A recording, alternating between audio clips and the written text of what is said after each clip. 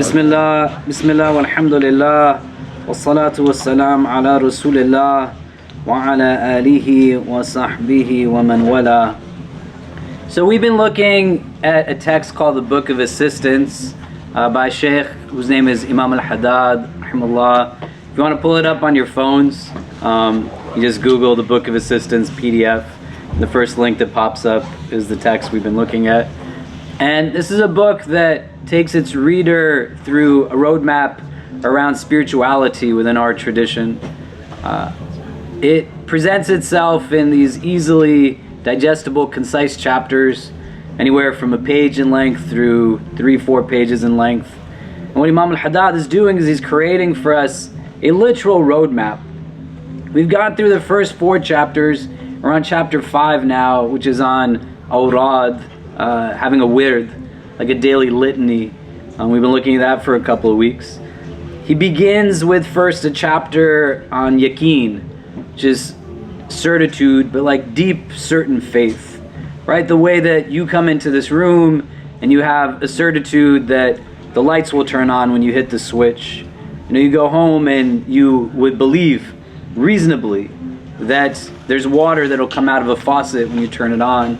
The idea of yaqeen is that you have a certainty in your belief in Allah and everything that then is stemming from our belief in the divine, belief in the Prophet, belief in the Quran, belief in the promises that are made to us through the Quran and the Hadith, a belief in an afterlife, a belief in so much of what our tradition teaches us.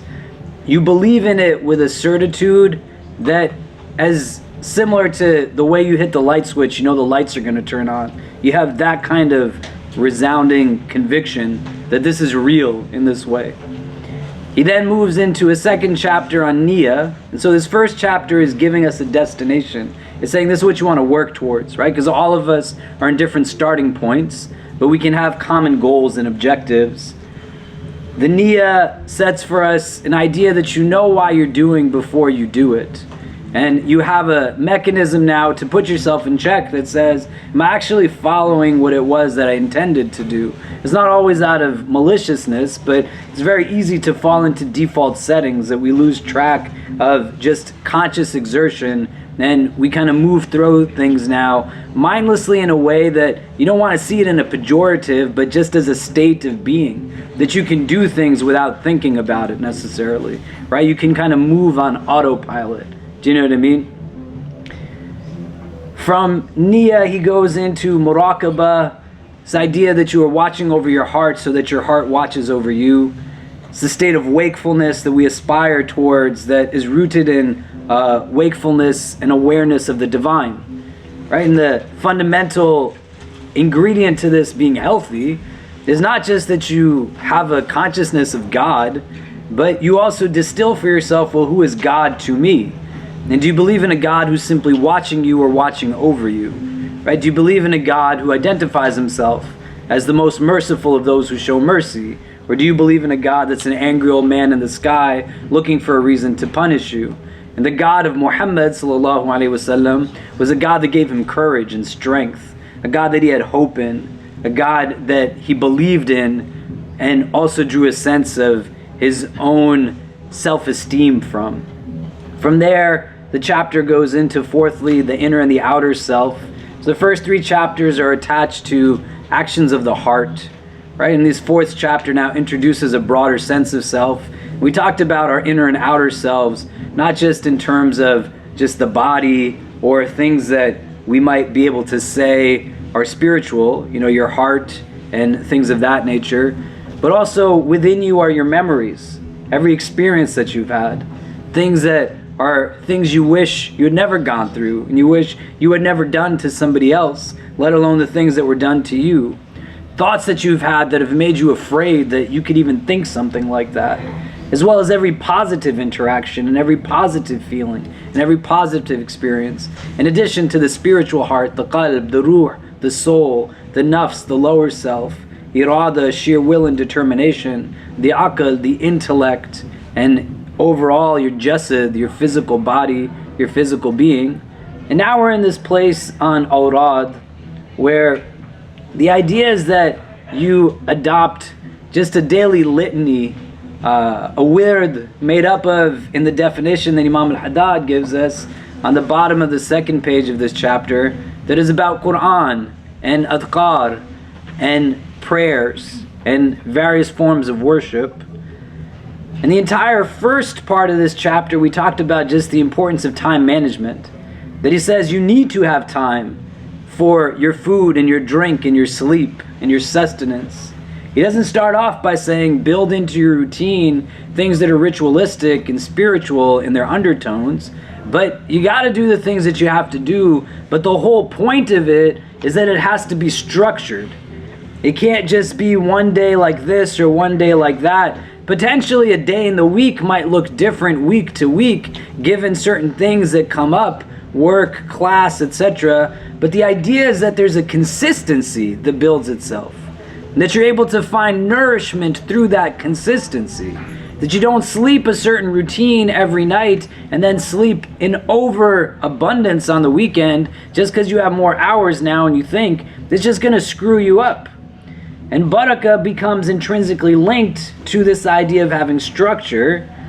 And barakah is about being able to do more with less, right? Just to kind of recap where we are. Does any of this sound familiar to people? What we talked about? Yeah, good. I'm glad one person. Yeah, there we go. And so we're going to go back into this chapter. If people want to open it up. It's the 5th chapter on awrad. It's on regular devotions.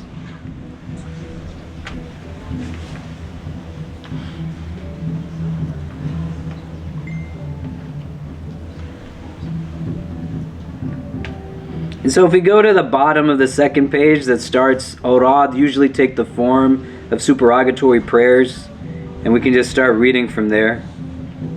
Can somebody start? Anybody? Yeah, go for it. Awrad usually take the form of supererogatory prayers, Quran recitations, the acquisition of knowledge, invocation, dhikr, and reflection, fiqh. We shall now mention some of the properties with which these religious activities need to be performed. Keep going. You must have a wird of supererogatory prayers, in addition to the textually established ones, and should assign a definite time for it and a definite number which you constantly sustain. Some of our virtuous predecessors, may God have mercy on them, had a wird of 1,000 rak'ahs each day and night. Such, for instance, was Ali, son of Al-Hussein, may God be pleased with them both. Others had a wird of 500, 300, and so on. You keep going, yeah. Know that the ritual prayer has an outer form and an inner reality. You will not have established the prayer and its outward properties, such as correct standing, prostration, tasbih, recitation, bowing, and so forth, until you have established both its outer aspect and its reality. As for its outer aspect, this constitutes those obligatory conditions set forth by God, while its reality is that one be present with God, sincerely intend it to be purely for his sake, approach him with complete resolution, and collect one's heart so that one's thought is restricted to the prayer and nothing else, and maintain the courtesies necessary for communing with God. The Prophet has said, may blessings and peace be upon him, the man in prayer is communing with his Lord, and when the servant rises to his prayer, God turns his face towards him. Okay, what I'd like you to do, just for 3 minutes, turn to the person next to you in this paragraph that says, know that the ritual prayer has an outer form. It starts with that. What are you taking away from it? Just so we can get everybody talking to each other. It's going to be a little shorter of a session today, so we want to get everyone in the mode of kind of conversing. So this paragraph, what is it saying to you? What are you taking from it? Just this one paragraph, and then we'll come back and discuss. Go for it. Let's come back.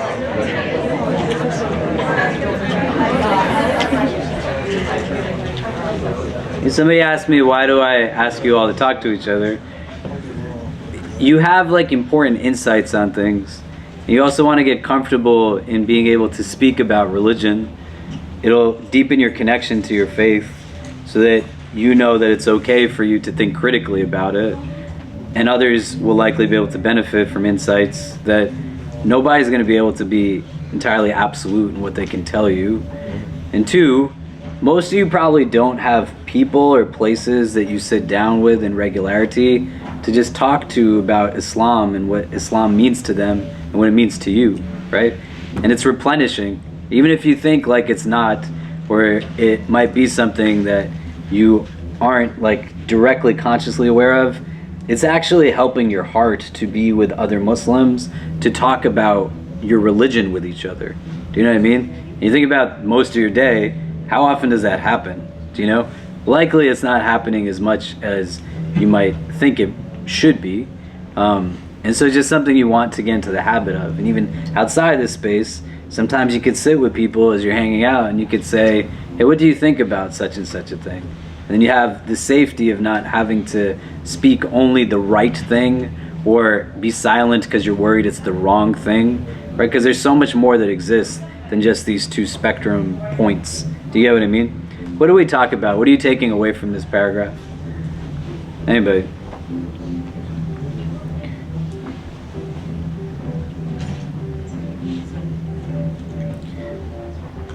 Yeah, go ahead. Oh, our group talked about how oftentimes you conflate prayer with sort of this robotic sort of system of things, like movements that we do, and it's really hard to, like, it's really easy to forget that this is a really intentional meeting with you and your Lord and all of that. And it's very easy to sort of only think about the movements, and then all of a sudden you're like, Assalamu like you're finished with the salah. So like, it's just sort of reminding us that it's, yes, there's a physical movement, but it's also a present thing. Like, it's a conversation between you and your Lord. It's something that you have to be doing, and not for no reason. There's a reason behind all of it. So sort of trying to be more intentional and present is the goal that all of us do. What's the reason behind all of it that you're reminding yourself of? What is it? Oh.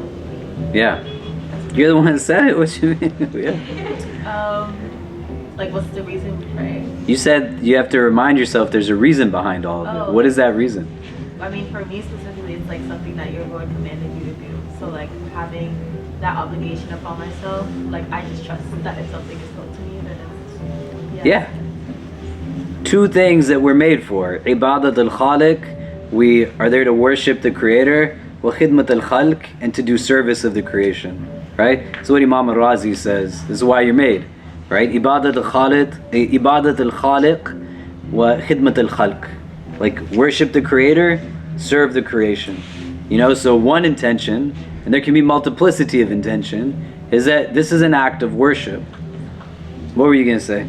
I was going to say that we talked about some of the specific things, and like we were trying to think about it. For example, how when we're in sujood we say Subhana Rabbiyal A'la. So there's that like consciousness of the fact that we're at the lowest point where our nose and our forehead is touching, and then we're thinking about Allah who's the highest. Or something like we were talking about while praying, we it can be used to like ground us from the struggles we're going through, like, because everyone goes through struggles, but when you're praying you realize like all of this is really just temporary. Like, really, how bad could it be in the grand scheme of eternity? A few months, years can be not that big, so it's a good way to kind of ground ourselves and bring that peace back. You say something? I think to elaborate on this point, because we were all in the same group, I think in terms of like thinking about just from the get, like the first thing that you say is Allahu Akbar, right? So that grounds you in knowing that Allah is greater than anything that's going on, any commotion that you're going to have at work, any commotion that you're going to have in school or anything, right? Like, God is greater than all this, and this is my time. Like, even Imam Al-Haddad quotes that this is your time to commune with Allah, right? So this is a one-on-one between you and Allah, and if you're gonna vent or if you're gonna do whatever, this is like a place of refuge for you, and you know, to communicate with your Creator. Great. Other thoughts? Yeah. I think generally we're all sometimes very consumed with our daily life, and you know, I'm guilty of this, as probably many. When you're praying, your mind is rushing to a lot of different things, whether it's your job, whether it's, you know, what you have to do later on, your family, etc. And so I feel that reading this paragraph kind of is a big reminder that while you might be doing the robotic movement and stuff that has been, you know, predetermined, preset by Allah, that your salah is not complete until your inner reality, which is, you know, you can't, you know, there's nothing that is that pre-established other than we're saying all the, you know, subhanallah, you're saying the Fatiha, you're reading all these different surahs. And so you're really just kind of in that zone, and you understand that at that point, what you're doing, you're actually standing in front of Allah, standing like Allah's in front of you, and you're one-on-one with Him. So that, yes, okay, you might be in a masjid, you might be wherever, but all that, you know, if you're kind of just looking at a holistic point of view, it's all just kind of like what's happening spiritually between you and Allah. So, Why do you think he starts with like ritual prayer, salah? Because the first 4 chapters, yaqeen, niyyah, muraqabah, these are states of the heart, right? They're not like ritual practice as such. You know, they're actions of the inward. And then he talks about the inner and the outer self, just kind of categorically. But now when he's telling you, here's something to do, why is he talking about salah before he's talking about something else? He could talk about dua, he could talk about Quran, he could talk about fasting, but he chose to talk about salah first. Why do you think that is? Yeah.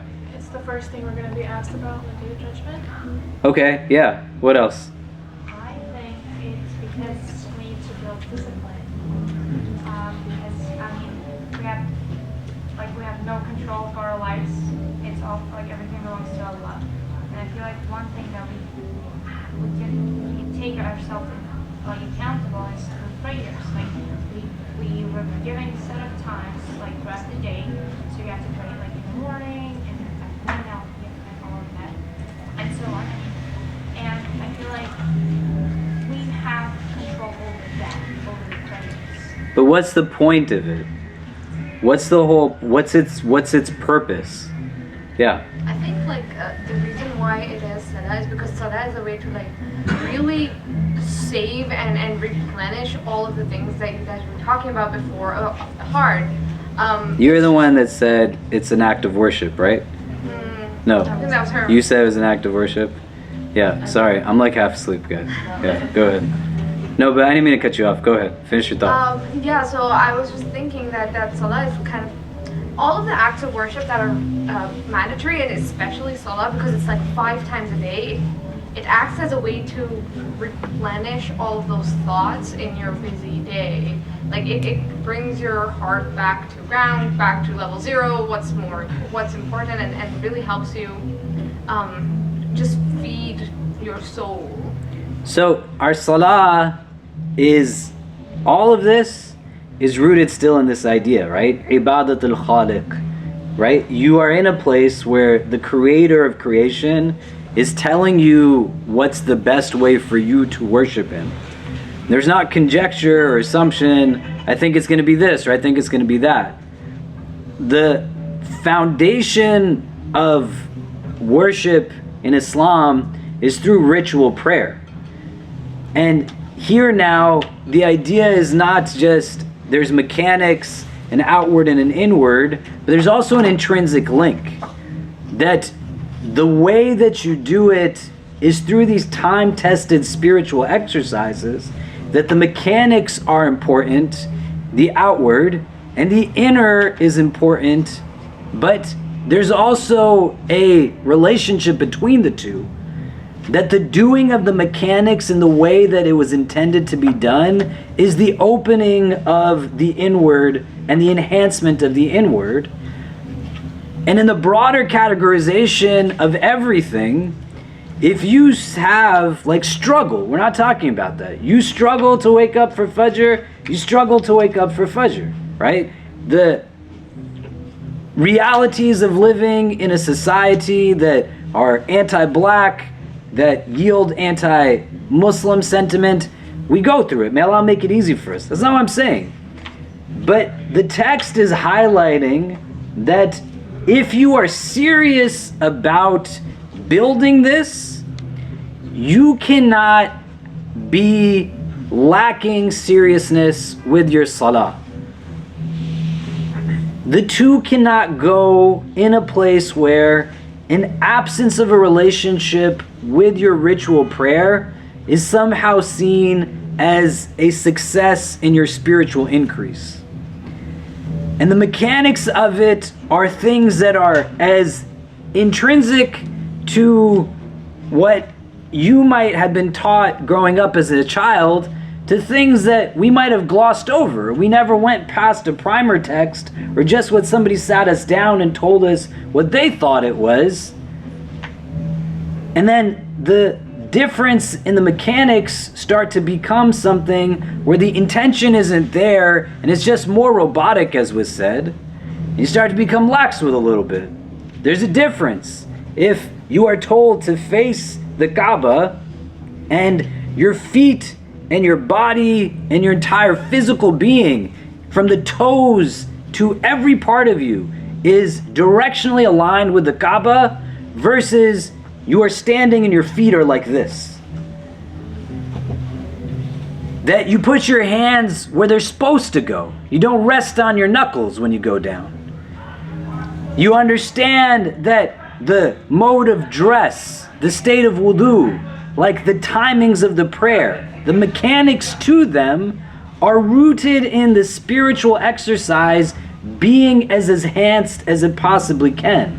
Why is this important? Imam Al-Haddad is telling you as a reader that you got to do extra stuff. But before you do extra, you got to do what's fard upon you. And before you can engage in the idea of doing on top of the fara'id, you got to make sure you're doing the fard correctly in the first place.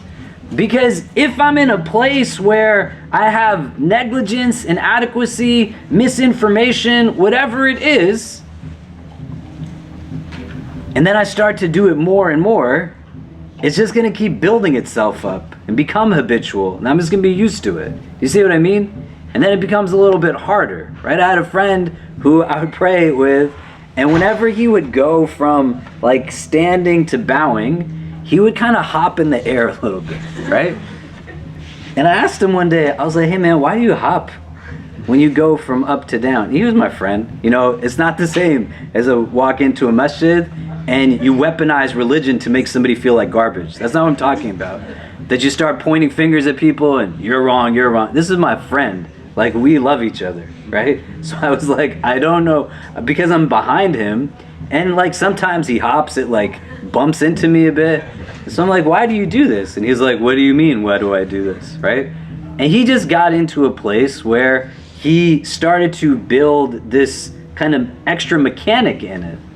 Could somebody say that's not important? I don't know, right? I'm not gonna judge you and why you do what you do, but it's not rooted in the mechanics of the prayer. And whatever it is that is becoming there now, it's just as problematic to say something as if, hey, that's just, your prayer doesn't count. That makes no sense. As it is to say, that's unimportant. Do you see what I mean? And you have to get to this level now where you understand part of the adab of our ta'aleem is that we revise things, right? There's a fundamental etiquette to everything in our religion. And the etiquette of learning has this variable of you go back and review, right? If you come to the essentials class we do on Wednesdays, it's for converts in our community, people who are born into Islam but trying to learn the basics. I gave an example where the grandchildren of the Prophet sallallahu alaihi wasallam, radiyallahu anhuma, Hassan and Hussein, these are the sayyids of the shabab of Jannah, right? These are like the grandchildren of the Messenger of God. They grow up in the madrasa of Muhammad sallallahu alaihi wasallam. And they see an elder companion who is making a mistake in his wudu. And so they have adab, right? They're not what many of us are today. Just straight to your face, that's wrong, this is wrong, I know because I read this one thing. It's spiritual immaturity to believe you know every opinion on everything. And you have to have a sense of compassion when you are seeking to give advice to somebody. And so these two are children, and they talk to each other, radiyallahu anhuma, and they say, like, we should devise a plan. They make a kind of a game out of the issue. And they say, let's ask that elder companion to see which one of us does wudu the best. And they both do wudu, and then one of them makes the mistake that he makes, and then they start to have a conversation about it, and the elder companion thanks them and says, you know, they've essentially taught him something without like removing his sense of dignity. You see what I mean? But you got to understand that this is a man who is an elder from the best generation. right? Khairu ummati qarni, the Prophet ﷺ says that the best of my ummah is my generation. Khair quruni qarni, the best of generations is my generation. This is what the hadith says. He made a mistake in wudu, right? If he can make a mistake in wudu, so can you. If he made a mistake in wudu, you might be making a mistake. You want to think when the robotics come in, the mechanics come in, the exhaustion, the tiredness come in, the stress of exams come in, parents don't understand comes in, why is this relationship not working comes in, I have financial issues comes in, everything, the inner and outer self. This is why the chapters are connected. They're not separated from each other. The only thing that changes in our ritual is you. The formula is always the same. You're fasting for the sake of the same Lord. You're making dua to the same Lord. You're making salah to the same Lord. Allah is ghani. You cannot change God.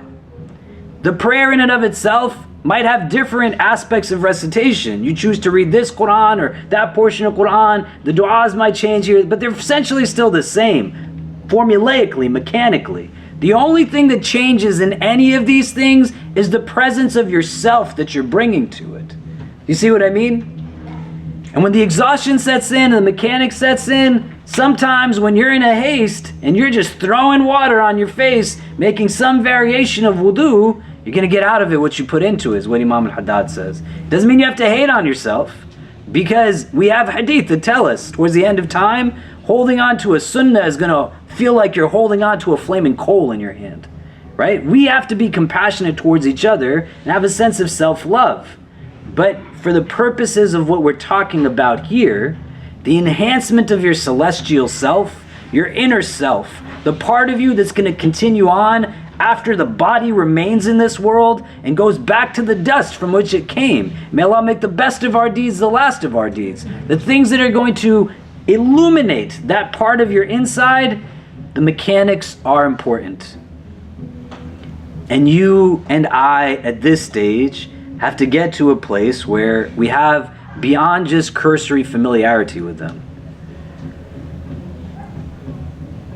What are the actual windows of time? And not going off of just like what other people say, because it can also create chaos inside. I sat with a student here the other day who's in a place where she thinks she's the worst Muslim ever. May Allah make it easy for her. She's trying to adjust now to school, new routines, all different kinds of things. And she's got whatever class schedule that makes it hard for her to pray. But somebody told her that you pray your prayer the minute the prayer comes in. And she said, I don't know how to do this. And I said, why are you doing it? And she said, aren't we supposed to X, Y, or Z? I said, no, man.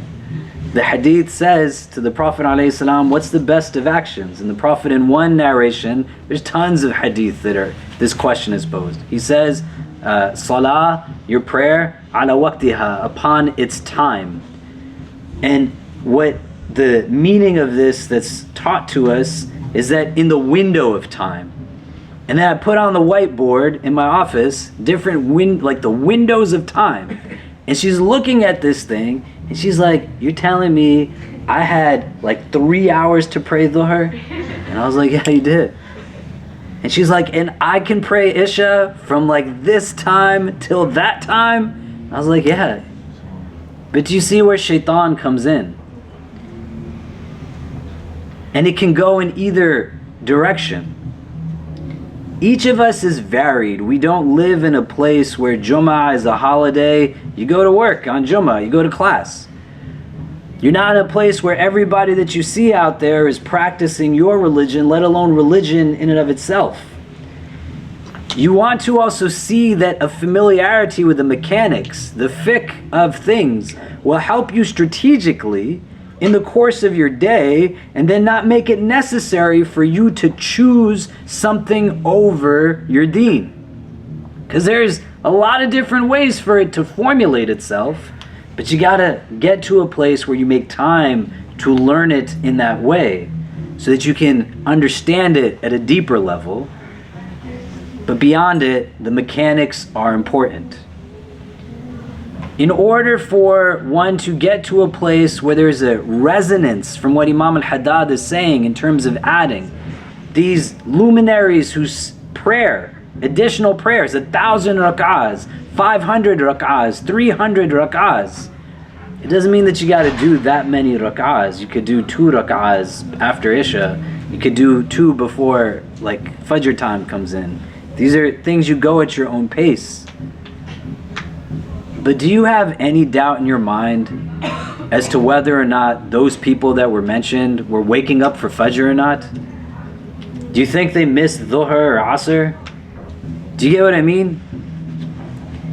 And the idea is just to buy into what fundamentally Islam is telling you. So it's saying that these things are things that are not just about assessment and accountability, but they are about replenishment. They are about rejuvenation. If you don't do an exercise the way the exercise is supposed to do, then how are you going to get from it when you're not doing it correctly? And that's not putting your back against a wall and saying, don't judge me. I'm not judging you. There's people that I've met in the last few months who have come to me and they've said, today was the first time I've ever prayed in Jama'ah ever. And I said, amazing, mashallah. People who have said, I've never prayed more than 1 prayer in a day in my life, and today I prayed 2. That's amazing. As somebody who in the early teens of my life struggled with prayer and didn't have a relationship with prayer, one of the greatest feelings I have every time I pray is that I'm on top of all 5 of them. And it means that much more because I was in a place where I was not consistent with them. And the fact that I could overcome that and get to this place despite judgment and despite an absence of people, but also the presence of kind-hearted individuals that were older than me and let me believe that I could be Muslim. This chapter is telling you that you want to be on top of your prayer in every aspect of it. Not just the form that you become accustomed with, but the actual mechanics that go into it. Do any of you exercise in a gym? Yeah? Do any of you exercise? Yeah? Better question? Oh my goodness. Yeah. MashaAllah. Yeah. Exercise doesn't have to be like crazy 3 times a day. You know, we had this guy who used to come here and my man was like, his bicep was the size of my waist, mashallah. You know, and he would work out multiple times a day, downing these shakes. And I'm like talking to him about how he exercises. And then he was like, I'm gonna show you this video of this guy who's like amazing. He's a beast. And he pulled out his phone and he showed me a video. And then at the end of it, I was like, that's you, man. And he was like, yeah, it's me. I'm a beast. That's not the mindset you have to have. Do you know what I mean? But regular like interactions with your physical wellness, right? They're going to be important because the mechanics of your salah are also things that you do until you have the capacity to do them. You don't want to get to a place when you're 50 or 60 or 70 and you literally can't prostrate at a time when you started to become open to the idea of what prostration's importance are, you know? So you're in a place where you are walking, you are exercising, you are stretching, you're mindful, because all of you is connected to the rest of you. Do you see what I mean? Does that make sense? The mechanics are important. The first thing we teach somebody when we teach them how to pray is about the sanctity of the time, hurm al-waqt. So you have to honor the window of time. And if something comes in the way, as hard as it is, you got to be ready to pray your prayer in the window of time that it's supposed to be prayed. If you got to make wudu well before the time the prayer comes in, make wudu well before the time. If you're in a place where you got to bring your food to work or kind of be in a place where you choose things, choose your salah, choose your prayer. The idea from it is to create now this perpetuating cycle of increase that allows for you to go upward inwardly. It's not that you won't get sad, you won't get upset or angry. The Prophet has Am al-Huzn in his seerah, a year of sadness, a year of grief. His ability to deal with this sadness allows itself to be something that he recovers from, because contentment, rida, can coexist with sadness. And he has balance from these spiritual exercises. So if you go to the gym and somebody's got like 3 plates on one side and 1 plate on the other, and they're bench pressing like that, you're gonna say, what are you doing, man? That fundamental notion is still rooted in this as a spiritual exercise. Somebody asks you, why do you pray 3 rak'ah at Maghrib and 4 rak'ah at Isha? How would you know the answer to that? Other than you're yielding to the divine and what he has structured for you as the best way to worship him in those moments of time. You see what I mean? And so that's got to be a starting point. You want to add on, you first engage in the base. And this is what echoed through the early generations of Muslims. Even when I'm going to Turkey tonight, may Allah make things easy for the people of Syria and Turkey, and make us from the best of their supporters. We are on a debrief call, and they're telling us all these different things, and somebody that's on the call says, how do we make wudu when we're there? Because we're going to still pray, right? The Prophet tells the companions about Dajjal, gives all kinds of characteristics, what it is that his span in this world is going to be like, the things that we'll have capacity to do, all kinds of different things. They were afraid of Dajjal. It's seen in a lot of different hadith. And when he gives this depiction of the Antichrist, at the end of that depiction, the companions say, in relation to one of the characteristics, that one of his days will be like a year, another will be like a month, another will be like a week, and the rest of his days will be like our days, right? May Allah protect us from the fitna of Dajjal. And the companions, at the end of it, they say, Ya Rasulullah, on that day that will be like a year, and that day that will be like a month, and that day that will be like a week, how do we pray on those days? That's where their thought process goes immediately. And I would argue that it's not because only assessment and accountability. I don't want to go to hell, but there's a positive frame. They feel inward rejoicement through their prayer. It is actually replenishing the way that you say it's supposed to be. That when the Prophet says to Bilal, Arahna biha, that he wants the adhan to be the source of calmness for him.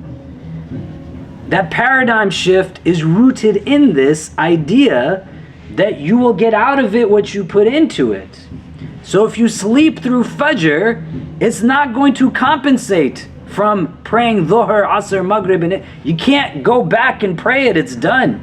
You have to make it up as a thing you owe to God, but then it just comes down to what do I owe and obligations and burdensomeness, as opposed to something that's rooted in a sense of want and love, and I'm actually communing with the divine in this moment. Do you see what I mean? Does that make sense? Okay, if you can turn to the persons next to you, what are you taking away from this part of the conversation? And then we'll come back and discuss. Go ahead.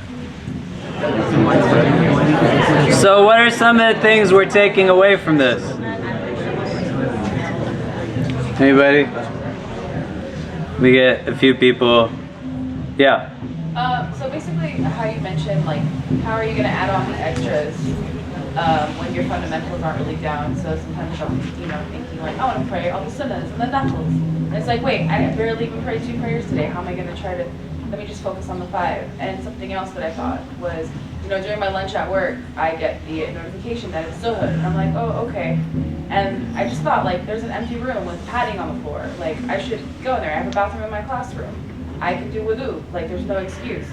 So I want to, like, implement that even before Ramadan. Not just when Ramadan comes, I want to implement that. So there's just no excuse. So it's like tomorrow I'm going to start praying at school, inshallah, at work. Yeah, Ramadan is a great strategic point where you can go to places where they're more aware now, and they'll say like, oh, this is something that you need as an accommodation, right? But to go into that point too, if you're already doing it and they're like, here's this place to pray, and you are established that already, then there's that much more room for more accommodations that can kind of come up. Do you know what I mean? What else? What are other takeaways that people have? Yeah. I just wanted to share a story. Go for it, yeah. So I'm currently at my college, alhamdulillah. And so there's a brother I met like in our study group, and he said he didn't get like his normal graduation. Like I think he had to get like diploma or something through high school, so he dropped out. And we asked him why. You know what he said? He said because they didn't let me pray Jummah prayer. I wasn't thinking of that in high school. I was on the varsity team, playing with my friends, hijab just starting. He said salah. And like, mind you, his parents, it's not like me, like my parents and before them were Muslim and raised in an Arab country. Him, no. And that like hit me. I was like, bro, subhanAllah, like what are we doing? And look, Allah gave him an opportunity to be in college, and he's majoring in computer science, a really good major, and he's doing great, mashallah. May Allah help him. Everyone say Ameen. And he leads the prayer, and he takes his time and his pronunciation, and he worked to learn Arabic on his own. And I'm Arab, born and raised here. I struggle to even read. And look at him. He said my salah. Subhanallah. So I just wanted to share that story. Yeah, Jazakallah khair. It's an amazing story, mashallah. And may Allah give us that kind of commitment to our prayer, right? And really when we're saying a commitment to our prayer, these are where the paradigm shifts are important. We're saying it's a commitment to our hearts, right? A commitment to our relationship with our God. Do you know what I mean? A commitment to something bigger than just like the dunya. Do you know what I'm saying? Any other takeaways, thoughts, people discuss things? Yeah.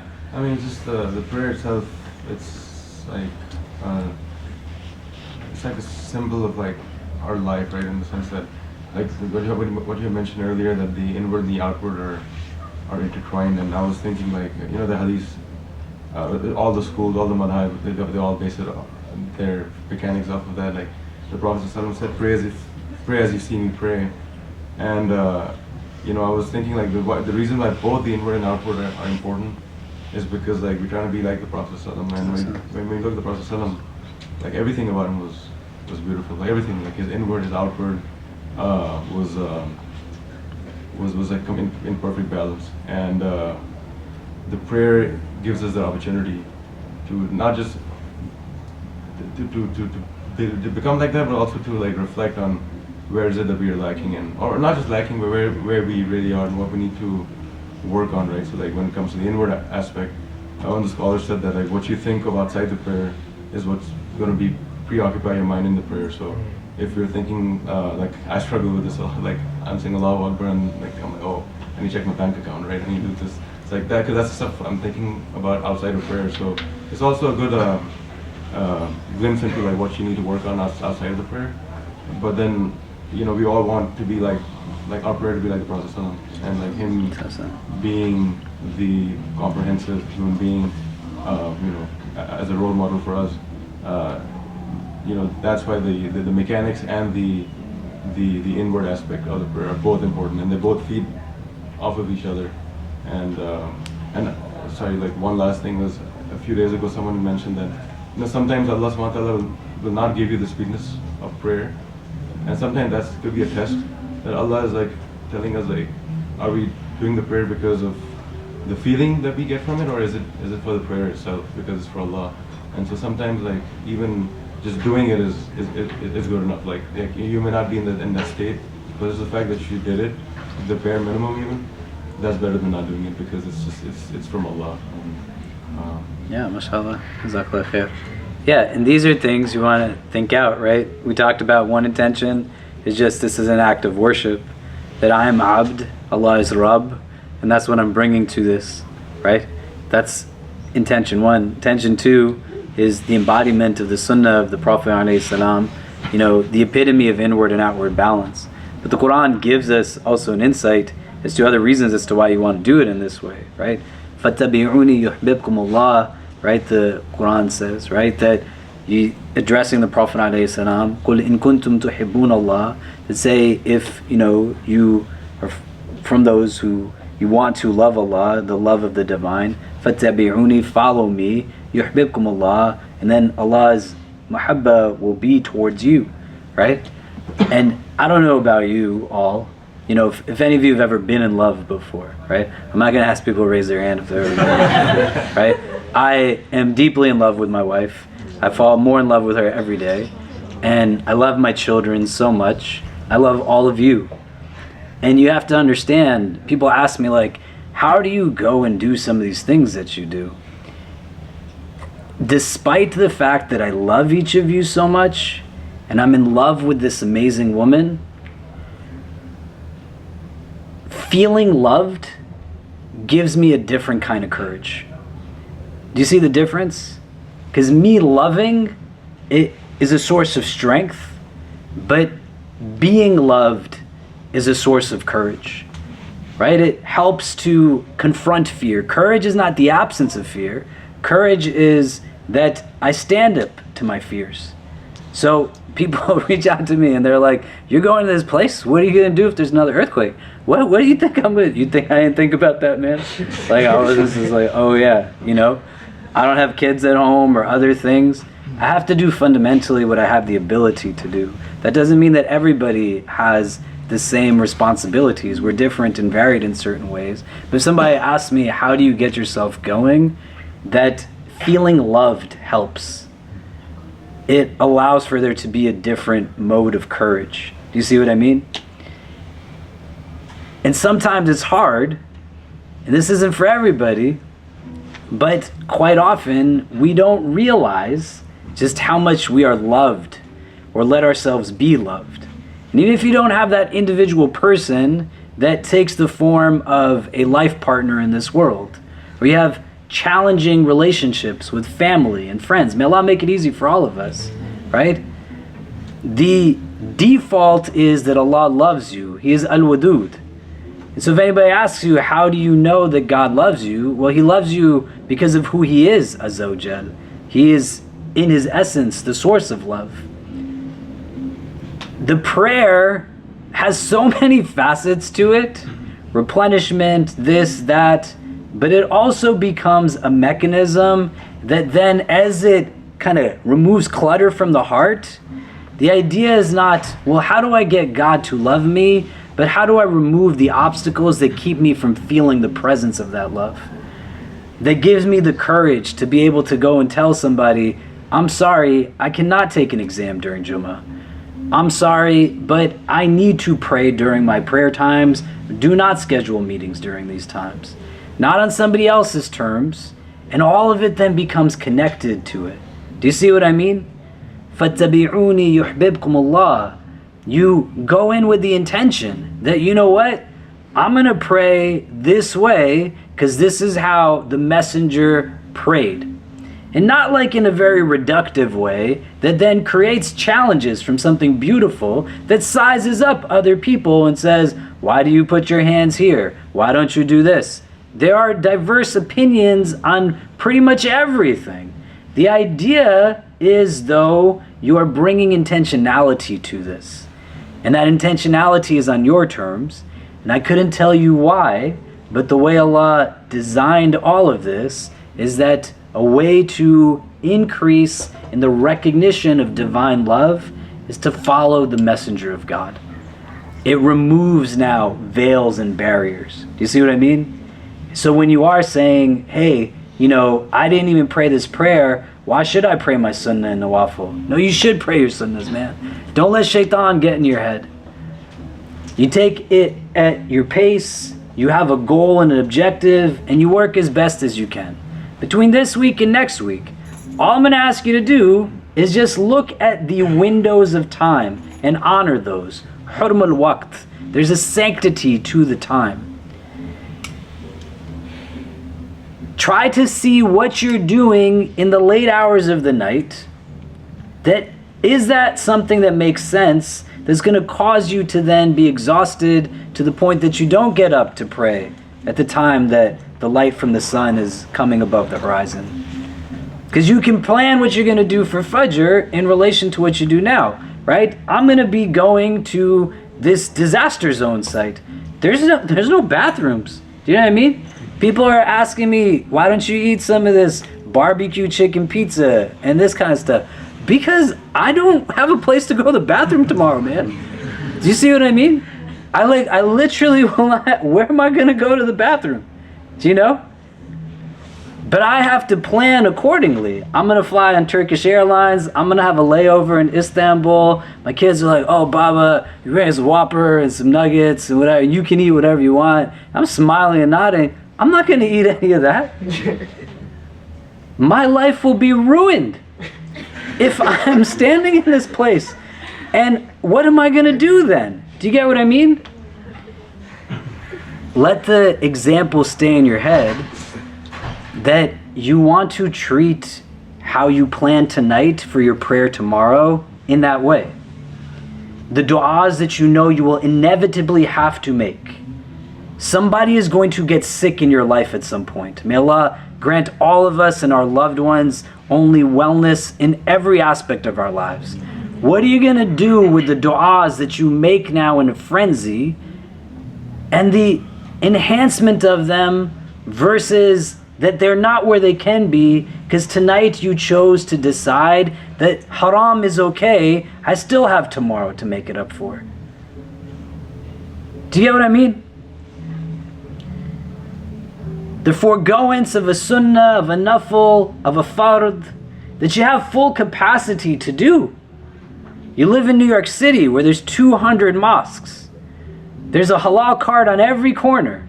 There's water in abundance. These are reasons why people cannot make wudu elsewhere. They don't have water. There's no water where I'm going tomorrow. May Allah grant them ease.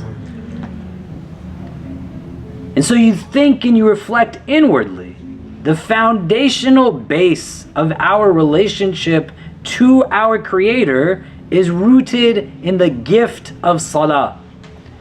Literally the mandate of 5 prayers came when the Prophet is on Isra and Miraj. He ascends into the heavens. And there's so much that's given to us in that experience. One of those things is the mandate of 5 prayers. It started as 50, whittles down to 5, because Musa alayhi salam, Moses, peace be upon him, keeps telling the Prophet, what did you all talk about? And when the Prophet tells him, Musa alayhi salam says, go back, your people will not do it, my people couldn't do it, you need to ask for less. And when it gets down to 5, the Prophet says, I'm embarrassed to go back. It's not to be clever or cliche, but you understand we were built and made to pray 50 in a day. And then the 5 that you do get written as if they were 50. I'm not saying it to you in a way that's about, you're the worst of the worst. No, you're beautiful. لَقَدْ خَلَقْنَا الْإِنسَانَ فِي أَحْسَنِ تَقْوِيمٍ. Allah made us in the most beautiful of forms. I'm saying shift the perspective on what the prayer means to you. If the Creator of all creation made you and me, and made you in a way where you were supposed to pray it 50 times, and now it's down to 5 times, and brings you to a place that in adulthood you are told it's one of the things that's mandatory for you, don't you think that there's something to it, that the doing of it is for your benefit, not to just create like burden and distraction and all of this stuff, but there's actually like a point to it. Do you see what I mean? And every time you say, I'm going to choose otherwise, then you're letting go of something that intrinsically makes you who you are. You need this prayer. It's not just something that by convenience or choice.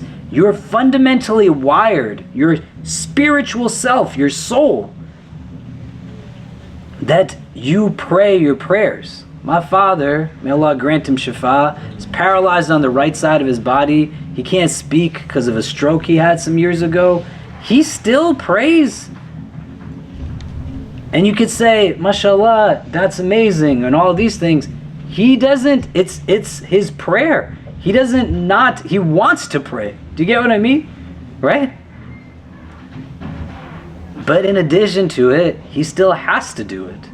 Do you get what I'm saying? And there's a reason why. There's fundamental purpose to it. Pick up the Quran. Point number 2. So 1, between this week and next, just honor the timings of the prayers.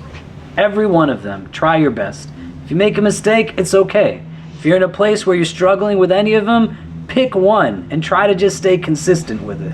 You get past one, do two, then do three. You make a mistake down the line, it's okay. What makes you human? Get back up. Shaitan's goal is to not get you to miss a prostration. His goal is to get you to miss a prostration as a means to which you believe you're not entitled to have a relationship with Allah, that you're the worst of all things. Do you get what I mean? A companion made a mistake in wudu. You understand?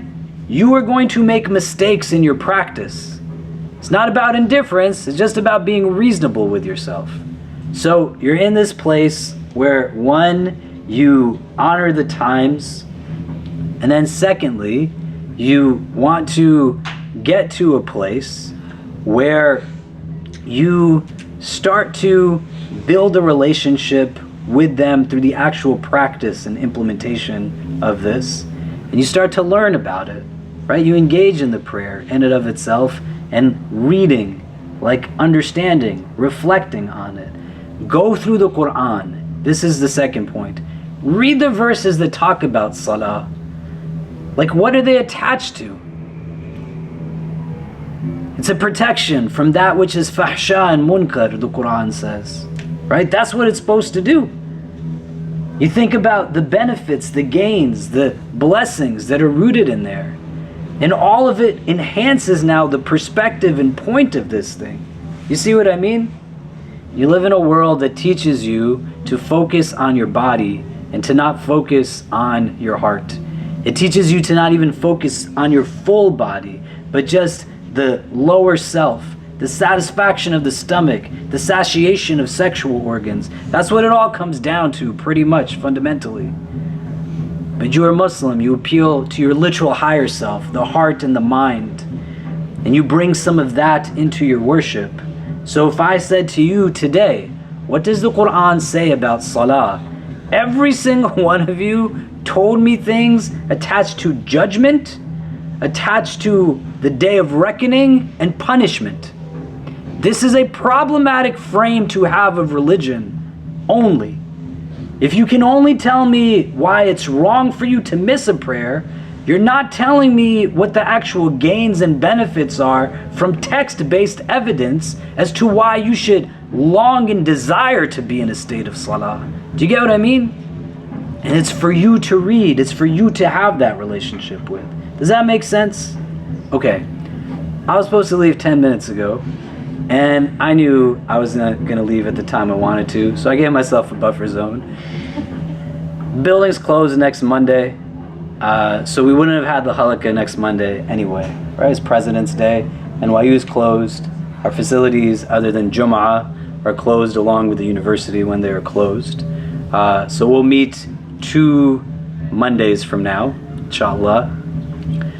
We have this campaign going on for our brothers and sisters in Syria and Turkey. Alhamdulillah, in 5 days we've already raised over $500,000. MashaAllah. And you should be proud of yourselves. You are part of a generous community. We, in a given calendar year, raise anywhere from 4 to 10 times more for others than we do for what we spend on ourselves. And part of the barakah of this community is rooted in this, that we give more to others than we take for ourselves. I don't know what it is that I'm going to see when I'm on the ground there. I can tell you that I'm going for multiple reasons. 1, I'm going because I have the capacity to. 2, I love this community because when I walk around here, people talk to me like I'm just a normal person. But objectively, I realize that I have a platform. And I don't believe that Allah gave me a platform to be self-serving. I don't believe I was given the skills, the credentials, the networks that I have access to fuel my own ego. 3, I need you all as the people I love to understand how important it is to actually go and be with people in their struggles. And when you are achieving so much at various phases of your life, professionally, personally, or otherwise, you always understand what the point of all of this is, and you just get done the things that you have the ability to simply because you have the ability to. And that's enough of a reason. Does that make sense? We're not a community that just talks about things. This is a community that seeks to do things. And pre-COVID and even through the pandemic, a lot of people leaned on us. There's already people that I know who are on the ground there that are making dua for you all. Can you imagine that? People who literally are sending me audio files because they come across posts encouraging people to contribute. A lot of this is going to die down from others. You have to every single day continue to spread the word that these people are in a place of crisis. Do you get what I mean? That's what love is. You don't stop just when it stops being popular or it's inconvenient. You become satisfied with just one post. Then you're doing it to satisfy yourself, not for the betterment of others, but to make yourself feel better. Love is about making yourself inconvenient and relishing in the inconvenience so that it's not even seen as an inconvenience. It's just about the one that I love and doing for them. Do you get what I mean? Fourth, there's people in our community who they have lost loved ones in both sides of that border. People who would long to be there and they simply cannot be there. And so I go to be able to honor the deceased, say a Fatiha for those who have passed, make dua for their maghfirah in whatever wretched way that I can, because their loved ones are not able to go on their own. I need you all to think about this, especially in the prism of what we were just talking about. There's nothing nafsi that is a key to Jannah. Nothing selfish is the means to paradise. Bring to your prayer, your ritual, your worship, a sense of selflessness. When you don't make the dua that you can, you are then not including people who will benefit from your duas. When you see your fajr only as your fajr and it's just about you, then you're leaving a lot of people hanging. We can't benefit from the good that you do not do. Do you understand what I mean? And you're the only one that's going to be able to get done the things that you can individually do. So in these days and in these nights, if you have to augment your schedule a bit, then do it.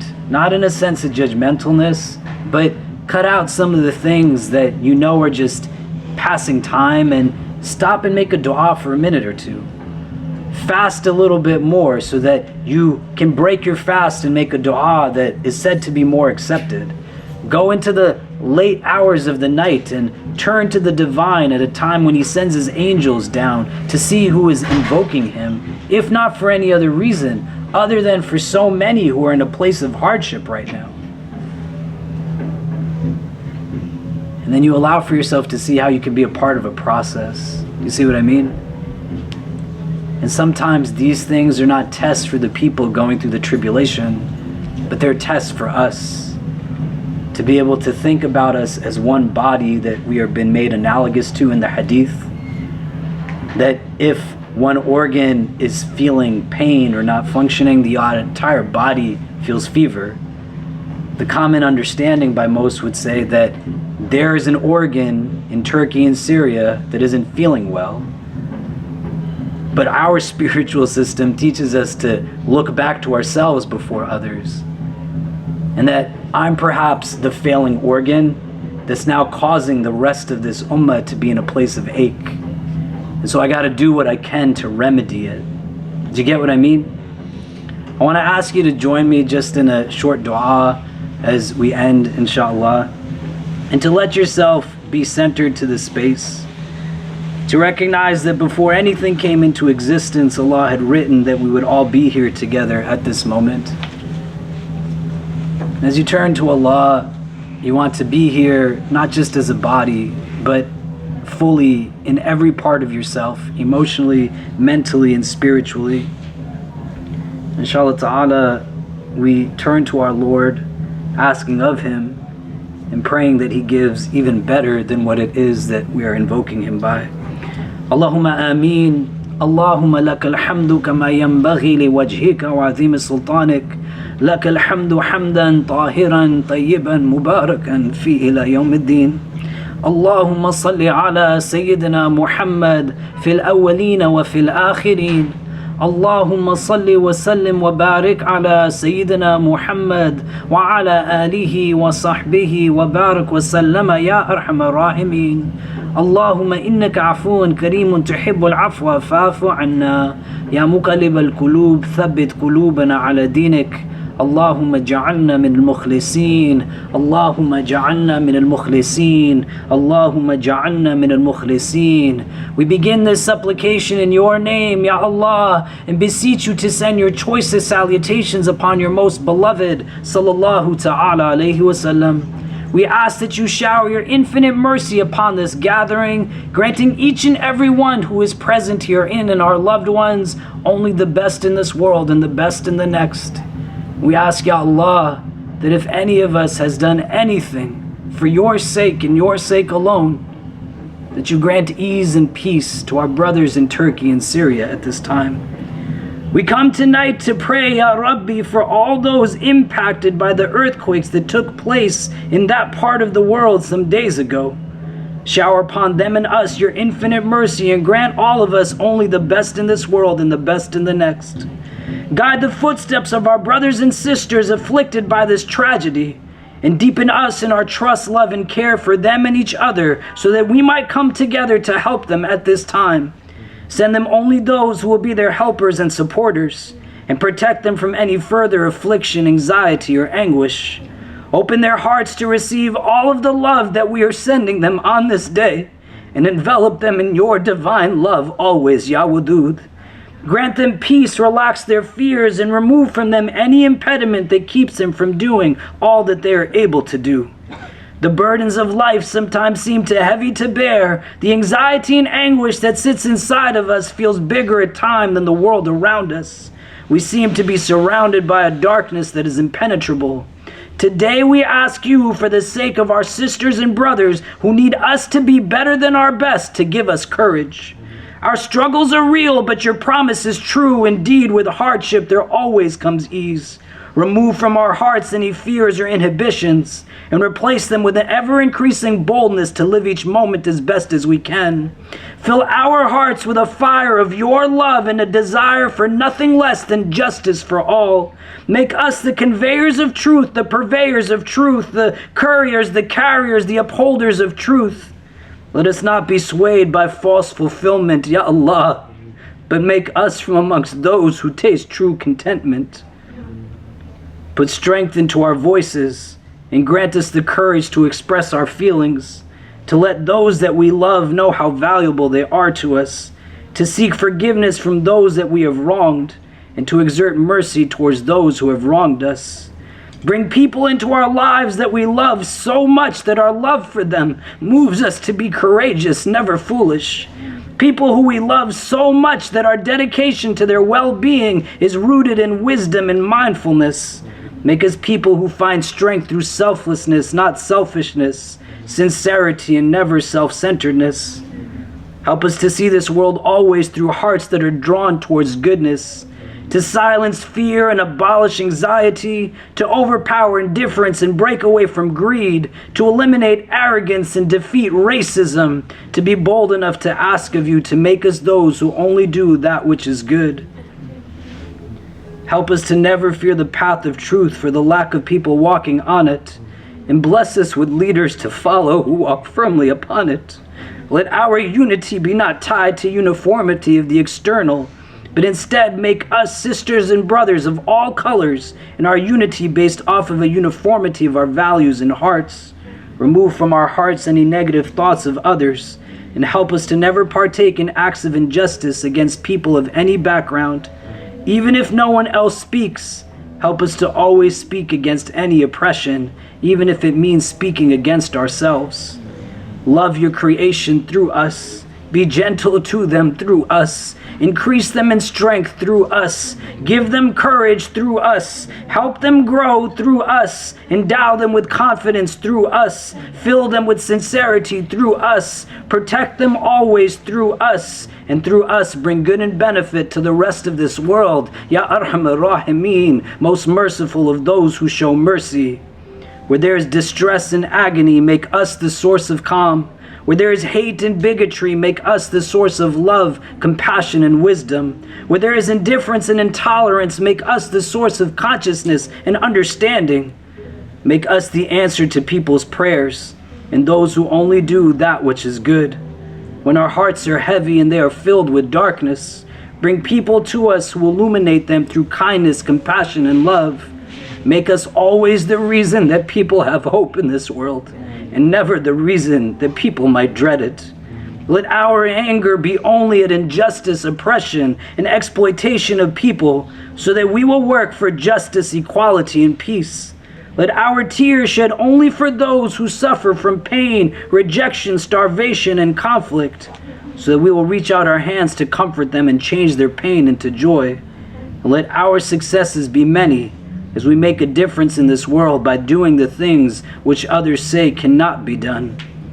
Just for a moment now, make your own du'as to yourself. Allow for yourself to find a certain peace with the silence that takes place within you, and understand that there is nothing that you need as an in-between when it comes to your relationship with your Lord. This is not a religion that has any type of intermediary between us and our Creator. You have that direct connection. You want to dig deep to parts of yourself that you haven't paid attention to in a while, and allow for your words to echo within your soul as your heart expresses everything that your tongue is scared to utter. But for the sake of our brothers and sisters, those who have lost loved ones in this community, those who have no news as to whether their loved ones are alive or not under the rubble that they are deeply beneath, those who are in a place of just pain and agony. For a moment now, just make your own du'as, and we'll come back and we'll end our collective du'a together.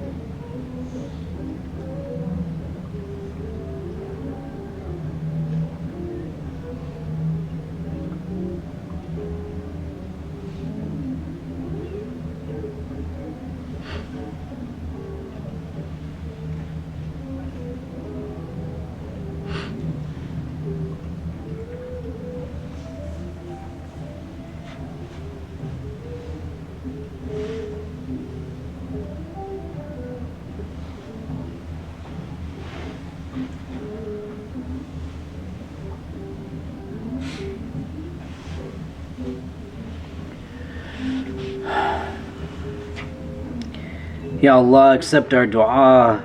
Ya Allah, accept our dua. Ya Allah, accept our dua.